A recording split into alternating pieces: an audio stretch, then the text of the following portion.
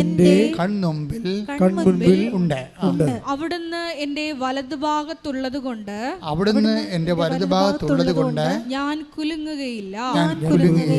അതിനാൽ എന്റെ ഹൃദയം സന്തോഷിക്കുകയും അന്തരംഗം ആനന്ദം കൊള്ളുകയും ചെയ്യുന്നു. എന്റെ ശരീരം സുരക്ഷിതമായി വിശ്രമിക്കുന്നു. അവിടുന്ന് എന്നെ പാതാളത്തിൽ തള്ളുകയില്ല. അങ്ങയുടെ പരിശുദ്ധൻ ജീർണിക്കാൻ അനുവദിക്കുകയില്ല. അങ്ങ് എനിക്ക് ജീവന്റെ മാർഗം കാണിച്ചു തരുന്നു. അങ്ങയുടെ സന്നിധിയിൽ ആനന്ദത്തിന്റെ പൂർണ്ണതയുണ്ട്. അങ്ങയുടെ വലതു കൈയിൽ ശാശ്വതമായ സന്തോഷമുണ്ട്.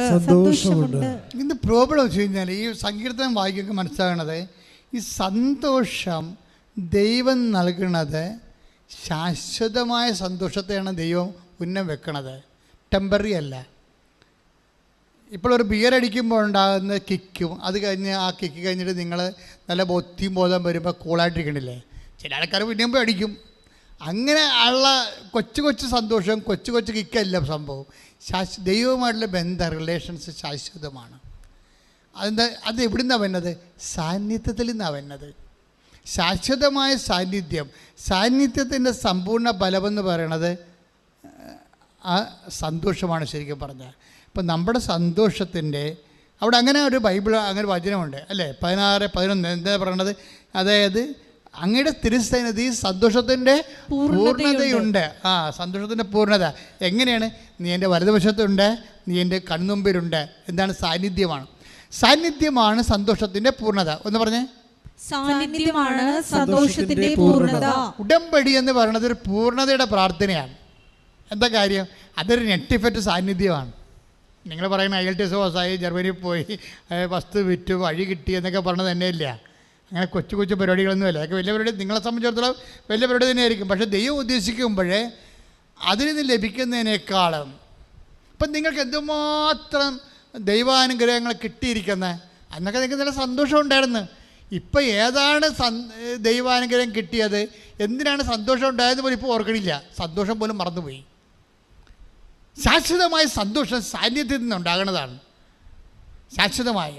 അതുകൊണ്ട് ഉടമ്പടിയിലൂടെയാണ് ദൈവം ശാശ്വതമായ സന്തോഷം സാന്നിധ്യം വാഗ്ദാനം ചെയ്യണത്.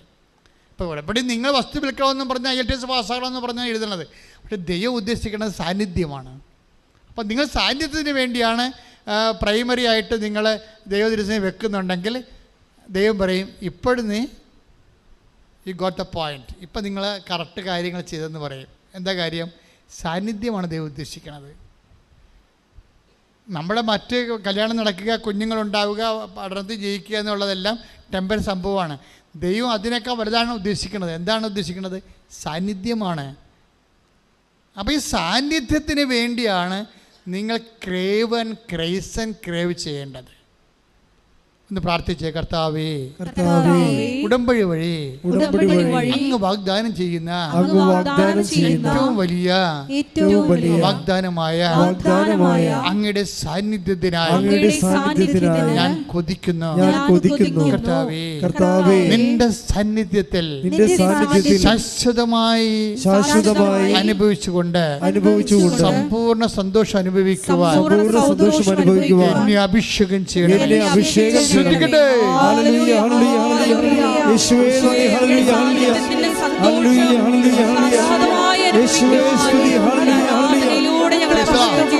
അപ്പോസ്തല പ്രവർത്തനം 2:28 എടുത്തേ. അപ്പോസ്തല പ്രവർത്തനം 2:28. ജീവന്റെ വഴികൾ പറഞ്ഞ ജീവന്റെ വഴികൾ അവിടുന്ന് എനിക്ക് കാണിച്ചു തന്നു. തന്റെ സാന്നിധ്യത്താൽ അവിടുന്ന് എന്നെ സന്തോഷഭരിതനാക്കും. ഇപ്പൊ സാന്നിധ്യമാണ് സന്തോഷം.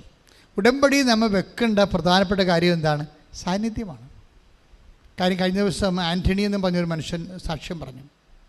തെക്കടിശ്ശേരിക്കാരനാണ്, എൻ്റെ ഇടവക്കാരനല്ല, ഞാൻ അവിടെ 2 ഇടവക ഉണ്ട്, ലാറ്റിനും ഉണ്ട്, സിറിയൻ കാത്തലിക്കുമാണ്. ഇപ്പോൾ സിറിയൻ കാത്തലിക്കിലുള്ള വലിയപ്പനൊരു സാക്ഷ്യം പറഞ്ഞു വിടാം. കൈക്കാട്ടിച്ചിരുന്ന് പറഞ്ഞുകൊണ്ട് ഞാൻ ശ്രദ്ധിച്ചത്, അപ്പാപ്പന് ഒരു വലിയപ്പനാണ്. പിന്നെ ഹൃദയാഘാതമാണ്, 5 ബ്ലോക്കുണ്ട്. ഇപ്പോൾ അതിൻ്റെ ഓപ്പറേഷൻ എന്തോ കഴിഞ്ഞു, പക്ഷേ എന്നിട്ടും നെഞ്ചുവേദനയ്ക്ക് മാറ്റമില്ല. വീണ്ടും സ്കാൻ ചെയ്തപ്പോൾ 5 ബ്ലോക്ക് വേറെ ഉണ്ട്. പുള്ളി പെട്ടുപോയി. ഡോക്ടർ പറഞ്ഞു നിങ്ങൾക്ക് 5 അടി കൂടി നടക്കാൻ പറ്റത്തില്ലെന്ന് പറഞ്ഞു. അവൾ ഇരിപ്പുകാരനായിപ്പോയി, വേദനയും കൊണ്ട് ഇരിപ്പുകയാണ്. അപ്പോൾ ഉടമ്പടി എടുത്തു കഴിഞ്ഞപ്പോൾ പെട്ടെന്ന് ഈ മനുഷ്യൻ്റെ മുമ്പിൽ ഒരു സ്വരം, ആൻ്റണി എഴുന്നേറ്റ് റോഡിലേക്ക് വരാൻ പറഞ്ഞു. ഉടനെ ആരാണെന്നറിയാൻ പറ്റില്ല, ആരുമില്ല, സ്വരമാണ് ഉള്ളിൽ നിന്ന് കേൾക്കണത്. അപ്പോൾ പുള്ളിക്കാരൻ പറഞ്ഞ് എനിക്ക് നടക്കാൻ പറ്റത്തില്ല, ഡോക്ടർ പറഞ്ഞിട്ട് നടക്കരുതെന്ന് പറഞ്ഞിട്ടുണ്ടെന്ന്. പിന്നെ ആൻ്റണി എഴുന്നേക്കുക എന്ന് പറഞ്ഞു. ഉടനെ പുള്ളി കട്ടലിൽ എഴുന്നേറ്റ് റോഡേ വന്നു. അപ്പോൾ ഒരു 30 മീറ്ററായി. റോഡേ വന്നു കഴിഞ്ഞപ്പോൾ പിന്നെ കാര്യം വേദന ബ്ലോക്കുള്ള ആളാണ്. പിന്നീട് ആൻ്റണി പടിഞ്ഞോട്ട് നടക്കാൻ പറഞ്ഞു. പിന്നെ റോഡേ കൂടി പുള്ളി പടിഞ്ഞോട്ട് നിങ്ങൾക്കറിയാം, ഞാൻ അവിടെ ഇരുന്ന പാലമാണ്, വലിയ പാലമാണ്, പാലത്തിൽ കയറണം. അപ്പോൾ ഹാർട്ടിൻ്റെ പ്രശ്നമുള്ളവർക്ക് പാലത്തിൽ കയറാൻ പാടല്ലേ. ആൻ്റണിനെ പാലത്തേക്ക് ഇറക്കി ആൻ്റണി നടക്കാൻ പറഞ്ഞു. ഇതെല്ലാം ഇങ്ങനെ സ്വരം കേൾക്കും, നടക്കൂ പേര് വിളിച്ചാൽ പറയണത്, ആൻ്റണി നടക്കൂ. ആൻ്റണി നടന്ന് തുറവൂർ കവലയെത്തി. അപ്പോൾ എത്രയായി? 5 കിലോമീറ്ററായി. വീട്ടിൽ നിന്ന് 5 കിലോമീറ്റർ, 5 അടി പോരാൻ പറ്റാത്ത ആളെ പേര് പറഞ്ഞ് അവിടെ നിന്ന് വിളിച്ചെഴുന്നേൽപ്പിച്ചിട്ട് 5 കിലോമീറ്റർ നടത്തി തിരിച്ചു കൊണ്ടുവന്നാക്കി. ഇത് ഉടമ്പടിക്കേ പറ്റത്തുള്ളൂ. കാര്യം എന്താണ്? ഈ ഉടമ്പടി മാത്രമേ പാക്കേജ് ഉള്ളൂ. എന്താണ്? ഞാൻ നിൻ്റെ കൂടെ, I'll come with you wherever you go. അല്ലേ? നമ്മൾ ജോഷുവ 1:9 വായിക്കണില്ലേ? വായിച്ച്. ജോഷുവ 1:9. നിന്റെ ദൈവമായ കർത്താവ്, നിന്റെ ദൈവമായ കർത്താവ് നീ പോകുന്നിടത്തെല്ലാം നിന്നോട് കൂടെ ഉണ്ടായിരിക്കും. കൈയടിച്ച് കർത്താവ് ശ്രദ്ധിക്കട്ടെ. ഇതുപോലൊരു വചനമാണ് മോസസിനോട് പറഞ്ഞിരിക്കുന്നത്. അതെല്ലാം ഉടമ്പടിയുടെ ആണി വചനങ്ങളാണ്. 33:14 പുറപ്പാട് പുസ്തകം. ശ്രദ്ധിക്കട്ടെ. ഹല്ലേലൂയ. പുറപ്പാട് 33:14. കർത്താവ് പറഞ്ഞു, ഞാൻ തന്നെ നിന്നോട് കൂടെ വരികയും നിനക്ക് ആശ്വാസം നൽകുകയും ചെയ്യും.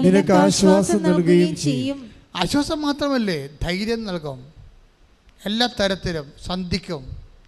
അതായത് എൻ്റെ മക്കൾ എന്തിനാ ഞാൻ ഇങ്ങനെ പറയണമെന്ന് വെച്ച് കഴിഞ്ഞാൽ, ഇപ്പോഴും ആൾക്കാർ ഉടമ്പടിയുടെ യഥാർത്ഥ കേന്ദ്രത്തിൽ ചെന്നിട്ടില്ല. ഇന്ത്യ വരെ, ആഗ്ര വരെ ചെന്നിട്ട് താജ്മഹലും കണ്ട് പോകുന്ന പോലെയാണ് പല ആൾക്കാരും ചെയ്യിക്കുന്നത്. അപ്പുറത്ത് ഡൽഹി ഉണ്ടല്ലോ, തലസ്ഥാനത്ത് പോയിട്ടില്ല ആൾക്കാർ എന്ന് പറഞ്ഞ പോലെയാണ് സംഭവം.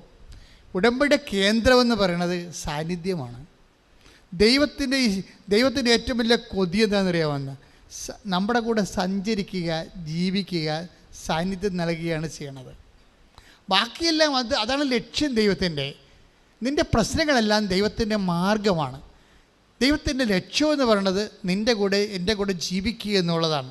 അപ്പം നീ അതിന് പ്രാധാന്യം കൊടുത്തന്നെ ഉടമ്പടിയിൽ സെറ്റ് ചെയ്യണമെന്നുണ്ടെങ്കിൽ, കർത്താവേ നീ എന്നെ വിട്ടു പിരിഞ്ഞു പോകരുത്, എൻ്റെ കൂടെ ഉണ്ടാകണം. കഴിഞ്ഞ ദിവസങ്ങളൊക്കെ ധ്യാനിപ്പിച്ചപ്പോഴേ അപ്പോസ്തലന്മാർ സന്ധ്യ ആയപ്പോൾ കർത്താവിനോട് പറഞ്ഞു, കർത്താവ് എമ്മാവൂസ് ശിഷ്യന്മാരില്ലേ, പണപോക്ക് സന്ധ്യയായി. അപ്പോൾ യേശു മുന്നോട്ട് നടക്കുന്നതായിട്ട് ഭാവിച്ചു എന്നാണ് പറയണത്. അപ്പോൾ അപ്പോസ്തലൻ പറഞ്ഞു, സന്ധ്യയായി, നീ ഞങ്ങളോടൊത്ത് വസിച്ചാലും. തിരിച്ച് വിളിച്ചില്ലെങ്കിൽ ആ ഒരു പോക്കും പോകും. അതാണ് വിഷയം. സാന്നിധ്യം വിളിച്ച് ചേർക്കേണ്ടതാണ്, അല്ലാതെ ഓട്ടോമാറ്റിക്കായിട്ട് സംഭവിക്കുന്നതല്ല. അതിൽ നിന്ന് വ്യക്തമാണ്. ആ take the word of God. ശ്രദ്ധിക്കട്ടെ. ലൂക്ക 24:29. അവർ അവനെ നിർബന്ധിച്ചുകൊണ്ട് പറഞ്ഞു, ഞങ്ങളോട് കൂടെ താമസിക്കുക, നേരം വൈകുന്നു, പകൽ അസ്തമിക്കാറായി. അവൻ അവരോട് കൂടെ താമസിക്കുവാൻ കയറി. നമുക്കൊക്കെ വരുന്നൊരു പ്രശ്നമുണ്ടല്ലോ, നേരെ എപ്പോൾ വേണമെങ്കിലും വൈകാം. 5 മണി വരെ 6 മണി വരെ കാത്തിരിക്കേണ്ട കാര്യമില്ല. രാവിലെ അതിന് നേരം വൈകും. നമുക്ക് രാവിലെ അതിന് എഴുന്നേൽക്കുമ്പോൾ തന്നെ കുഞ്ഞിന് കഴിഞ്ഞ ദിവസം കണ്ടില്ലേ, ആ കുഞ്ഞിന് ജെന്നിയാണ്. ജന്നി പിടിച്ചിട്ട് അവൻ തളർന്നു പോയി രാവിലെ. അപ്പം തന്നെ നേരം വൈകി. അപ്പം തന്നെ അമ്മയുടെ സന്തോഷത്തിൻ്റെ അസ്തമയമായി. നേരം വൈകില്ലേ? അവളാണെങ്കിൽ കൊന്നെന്ന് പറഞ്ഞാൽ കൃപാസനത്തിൽ പോകത്തില്ല. എന്താ പോകാത്തത്? അനിയത്തിയുമായിട്ട് ഇടിയാണ്. അനിയത്തി പറയുന്നത് നീ കൃപാസനത്തിൽ പോ. പിന്നെ മാതാവിന് കാശ് കൊടുത്തിട്ടാണ് മാതാവിനെ ധ്യാനിക്കണത്. മാതാവ് ഞങ്ങളുടെ നാട്ടിലുണ്ട്. അത് നീ അത് ആ കൃപാസനത്തിൻ്റെ കാര്യം നിങ്ങളുടെ പറഞ്ഞു പറയേണ്ട കാര്യം. കാര്യം ഈ പത്രവും ചിലരൊക്കെ സ്ഥലമൊക്കെ പത്രമൊക്കെ വാങ്ങിക്കണ്ടേ. നമ്മളൊന്നും നമ്മളെ സ്വസ്ഥക്കാഴ്ച പോലും എടുക്കണില്ല. പിന്നെ പത്രം നമ്മൾ പുറത്തടിക്കണ കാരണം അതിൻ്റെ പൈസ വാങ്ങിക്കുന്നുണ്ട്. നമ്മൾ ഇനിയും അടിക്കണമല്ല.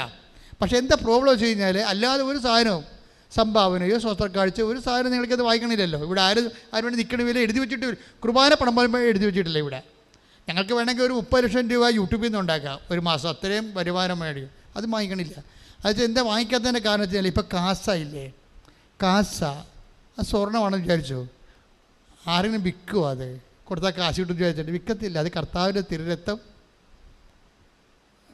കുദാശ ചെയ്യണതാണ്. അതിന് വിലയിടാൻ പറ്റത്തില്ല. അതുകൊണ്ട് ഞങ്ങൾ ഇപ്പോൾ വരെ എടുത്ത തീരുമാനം, ഇപ്പം നാളെ മാറിയിട്ട് ചിലപ്പോൾ എന്ന് പറയാം, അച്ഛാ ഇവർ ഇത് തന്നെ അവർക്ക് റീഫണ്ട് ചെയ്യച്ചാ. ചില വന്നതിനോട് വന്ന് ഉപദേശിക്കും, മീഡിയ മാൻ വന്ന് ഉപദേശിക്കും, നിങ്ങളുടെ യൂട്യൂബിൻ്റെ വരുമാനം കൂട്ടാൻ വേണ്ടി അവർ തരുന്ന പൈസ നിങ്ങൾ കാശ് വാങ്ങിക്കണ്ട, മറിച്ച് അത് അവർക്ക് റീഫണ്ട് ചെയ്യും. എന്നിട്ടത് യൂട്യൂബിൻ്റെ പ്രൊമോഷന് വേണ്ടി എടുക്കുക. അങ്ങനെയൊക്കെ ഉള്ള ചിന്ത ഇപ്പോൾ ഉണ്ട്. കാര്യം നമ്മൾ പൈസ 5 പൈസ വാങ്ങിക്കത്തില്ല, തിരിച്ച് കമ്പനിക്ക് തന്നെ അവർ പൈസ തരണ്ട. അതിന് ആ പൈസക്ക് അവർ നമ്മുടെ യൂട്യൂബ് പ്രൊമോട്ട് ചെയ്താൽ മതി എന്ന് പറഞ്ഞ് ഇപ്പോൾ മീഡിയ ഉപദേശകർ ഇവിടെ വരുന്നുണ്ട്. ഞങ്ങൾ അതിനെ പോസിറ്റീവായിട്ട് തന്നെ എടുക്കണത്. പക്ഷേ പ്രാർത്ഥിച്ച് മെസ്സേജ് എടുത്താൽ മാത്രമേ നടപ്പിൽ വരത്തുള്ളൂ. പക്ഷേ അതിൻ്റെ 5 പൈസ നമ്മൾ ഈ സ്ഥാപനം മേടിക്കത്തില്ല ഒരിക്കലും. കാര്യം അത് കർത്താവിന്. അപ്പോൾ അങ്ങോട്ട് തന്നെ എടുക്കുകയാണ്. നമ്മുടെ യൂട്യൂബ് പ്രൊമോട്ട് ചെയ്ത് പോകണമെങ്കിൽ ലക്ഷങ്ങളിലേക്ക് പെട്ടെന്ന് കർത്താവിൻ്റെ വചനം എത്തും. അപ്പോൾ നമ്മളതിന് വേണ്ടിയാണ് ഈ കട്ടപ്പാട് മുഴുവൻ. നിങ്ങളെ കൊണ്ടൊക്കെ ഓരോ സ്ഥലത്തും പത്രമൊക്കെ കൊടുപ്പിക്കേണ്ട ഉദ്ദേശം എന്താണ്? കർത്താവിനെ അറിയാത്തവരെ അറിയണം, അറിഞ്ഞവർ ആഴപ്പെടണം. അതിന് മനസ്സുള്ള ആൾക്കാരെ സന്തോഷത്തോടെ ചെയ്യും, ദൈവം അവിടെ കൂടെ സഞ്ചരിക്കുകയും ചെയ്യും. അത് കൃത്യമായ അനുഭവങ്ങളല്ല നമുക്കുള്ളത്. എന്താ പ്രശ്നം വെച്ച് കഴിഞ്ഞാൽ ഈ ഒരു വിഷയത്തിൽ നമ്മൾ ശ്രദ്ധിക്കേണ്ട ഒരു വിഷയം, ദൈവത്തിൻ്റെ മനസ്സിലിരിപ്പ് നമ്മുടെ കൂടെ സാന്നിധ്യം നൽകണമെന്നുള്ളതാണ്. പിന്നെ ദൈവത്തിൻ്റെ 2 മനസ്സിലിരിപ്പുണ്ട്. ഹിഡൻ അജണ്ട എന്ന് നമ്മളൊക്കെ നാട്ടുകാർ പറഞ്ഞ പോലെ 2 ഹിഡൻ രഹസ്യമായ ഗൂഢ മനസ്ഥിതിയുണ്ട്. ഒന്ന്, നമ്മുടെ കൂടെ നിത്യമായിട്ട് ദൈവം സാന്നിധ്യമായിട്ട് ചെയ്ത് ജീവിക്കണം. അതിനാണ് ഉടമ്പടി ദൈവം വെച്ചിരിക്കുന്നത്. രണ്ടാമത് വെച്ചിരിക്കുന്നത് നമ്മൾ നിർബന്ധിക്കണം. അതാണ് വിഷയം. അല്ല വെറുതെ ദൈവം വന്ന് നമ്മുടെ കൂടെ താമസിക്കത്തില്ല. ഈ നിർബന്ധമാണ് പലപ്പോഴും നമ്മളെ പലതരത്തിൽ പ്രേക്ഷിത പ്രവർത്തനമൊക്കെ മാറ്റുന്നത്. ഒരു നിർബന്ധമാണ്. കർത്താവെ, ഞാൻ 100 പേരെ അങ്ങയെ അറിയിക്കും, അങ്ങ് എന്നെ വിട്ട് പിരിഞ്ഞു പോകരുത്. കർത്താവ്, ഞാൻ രോഗികൾക്ക് കൊണ്ടുപോയി ഭക്ഷണം കൊടുക്കും, അങ്ങ് എന്നെ വിട്ട് പിരിഞ്ഞു പോകരുത്. കർത്താവ്, ഞാൻ കൊണ്ടുപോയി ആശുപത്രി കൊണ്ടുപോയി രോഗികളെ കാണും, കർത്താവ് നീ എന്നെ വിട്ട് പിരിഞ്ഞു പോകരുത്. അപ്പം നമ്മുടെ ഓരോ പ്രേക്ഷിത പ്രവർത്തനം പ്രാർത്ഥനയുടെ ഉദ്ദേശം എന്താണ്? കർത്താവ്, നീ എൻ്റെ കൂടെ വസിക്കണം. എല്ലാ പ്രേക്ഷിത പ്രവർത്തനവും നീ നിൻ്റെ പരീക്ഷ, വീട്, വസ്തു അതൊക്കെ കർത്താവ് നോക്കിക്കൊള്ളും. നീ പ്രാധാന്യം കൊടുക്കണം എന്താണ്? കർത്താവെ, ഞങ്ങളോടൊത്ത് വസിക്കുക. കാരണം എന്താണ്? നേരം വൈകുന്നു, സൂര്യൻ അസ്തമിക്കാറായി.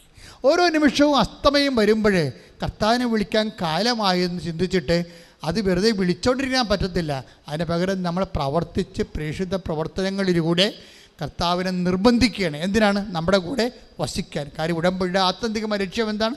സാന്നിധ്യം. പ്രാർത്ഥിക്കുക, കർത്താവേ ഉടമ്പടിയുടെ ഏറ്റവും വലിയ ദൈവിക ലക്ഷ്യമായ ദൈവ സാന്നിധ്യത്തിലെ ജീവിക്കാൻ വേണ്ടി എന്റെ പ്രാർത്ഥനാ ജീവിതത്തെ, പ്രേക്ഷിത പ്രവർത്തനങ്ങളെ, ഉടമ്പടി ജീവിത രീതി അങ്ങ് പൂർണ്ണമായി പ്രയോജനപ്പെടുത്തിക്കൊണ്ട് എന്നിൽ വസിക്കണമേ.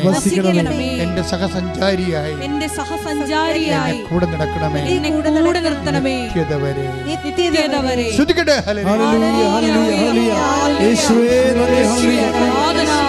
എഴുന്നേൽക്കുക. ഓരോ രോഗങ്ങളും പീഡകളും എല്ലാം അച്ഛൻ പ്രാർത്ഥിക്കുമ്പോൾ മക്കൾ ഇതുപോലെ പാട്ട് പാടണം. പ്രാർത്ഥന പാട്ടായിട്ട് നാഥാ കൂടെ വസിക്കണമേ. നാഥാ സമയം വൈകുന്നു, നാഥാ സൂര്യൻ മായുന്നു, നാഥാ സമയം വൈകുന്നു, നാഥാ സൂര്യൻ മായുന്നു, നാഥാ കൂടെ വസിക്കണമേ.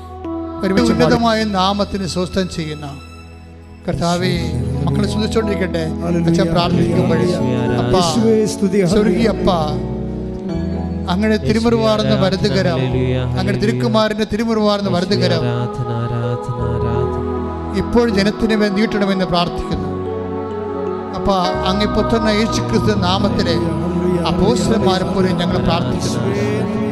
അപ്പാ, രോഗികളായിട്ടുള്ളവരെ സ്പർശിക്കണമേ, അലജ രോഗികളെ സ്പർശിക്കണം.